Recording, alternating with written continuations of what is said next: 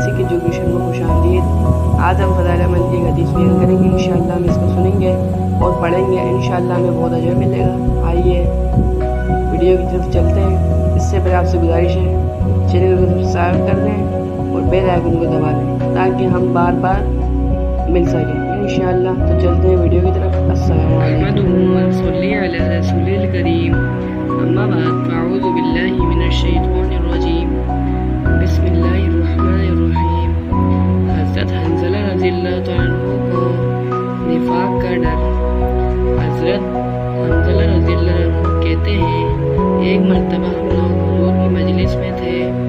حضور اقدس صلی اللہ علیہ وسلم فرمایا جس سے قلوب نرم ہو گئے اور آنکھوں سے آنسو بہنے لگے اور اپنی حقیقت ہمیں ظاہر ہو گئی۔ حضور کی مجلس سے اٹھ کر میں گھر آیا، بیوی بچے پاس آ گئے اور کچھ دنیا کا ذکر تذکرہ شروع ہو گیا اور بچوں کے ساتھ ہنسنے بولنے، بیوی کے ساتھ مذاق شروع ہو گیا اور وہ حالت جاتی رہی جو حضور کی مجلس میں تھی۔ دفتر خیال آیا کہ میں پہلے سے کس حال میں تھا، اب کیا ہو گیا۔ میں نے اپنے دل میں کہا کہ تو نہ منافق ہو گیا، یہ ظاہر ہے۔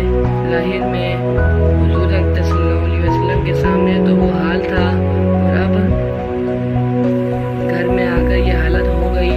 میں اس پر افسوس اور رنج کرتا ہوں۔ مجھے کہتا ہوا گھر سے نکلا کہ حنظلہ تو منافق ہو گیا۔ سامنے سے حضرت ابو بکر صدیق رضی اللہ عنہ تشریف لا رہے تھے۔ میں نے ان سے عرض کیا کہ حنظلہ تو منافق ہو گیا۔ وہ یہ سن کر فرمانے لگے کہ سبحان اللہ، کیا کہہ رہے ہو؟ ہرگز نہیں۔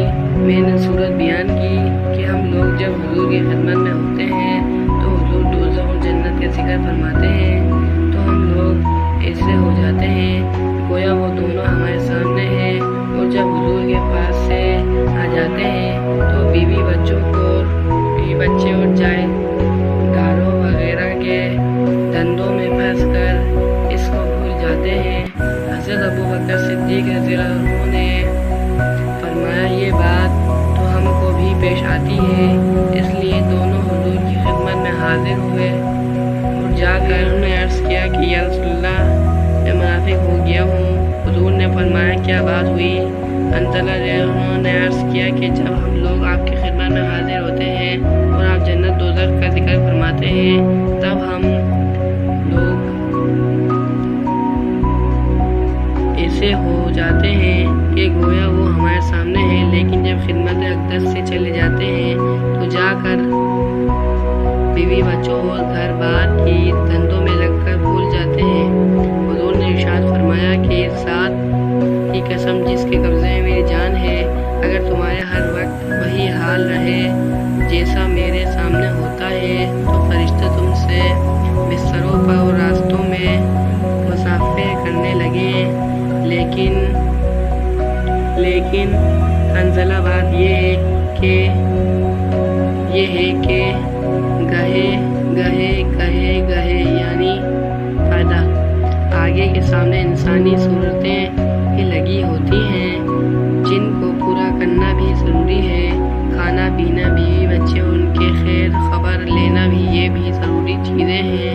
اس لیے اس قسم کے حالات کبھی کبھی حاصل ہوتے ہیں، نہ ہر وقت یہ حاصل ہوتے ہیں اور نہ اس کی امید رکھنی چاہیے۔ یہ فرشتوں کی شان ہے، ان کو کوئی دوسرا دھندا ہی نہیں، نہ بیوی بچے، نہ فکر معاش اور نہ دنیاوی قصے اور انسان کے ساتھ جن کے بشری ضروریات لگی ہوئی ہیں۔ اس لیے وہ ہر وقت کسی ایک سی حالت پر نہیں رہ سکتا۔ لیکن غور کی بات یہ ہے کہ صحابہ اکرام رضی اللہ عنہ کو اپنے دین کی کتنی فکر تھی کہ ذرا سی بات سے کہ حضور کے سامنے جو حالت ہماری ہوتی ہے وہ بعد میں نہیں رہتی۔ اس سے اپنے منافق ہونے کا یا عشق اس وہزار بدگمانی عشق سے ہوتا ہے جس کی متعلق ہزار طرح کی بدگمانی فکر ہو جاتا ہے۔ بیٹے سے محبت ہو اور وہ کہیں سفر میں چلا جائے، پھر دیکھے ہر وقت خیریت کی کا فکر رہتا ہے اور یہ بھی معلوم ہو جائے کہ وہاں طاعون ہے یا فساد ہو گیا، پھر خدا جانے کتنے خطوط اور تار پہنچیں گے۔ بس میرے بھائیوں، میرے دوستوں، نے جو بھی پڑھا اللہ اس پر عمل کرنے کی توفیق عطا فرمائے۔ انشاءاللہ ملتے ہیں نیکسٹ ویڈیو میں۔ اللہ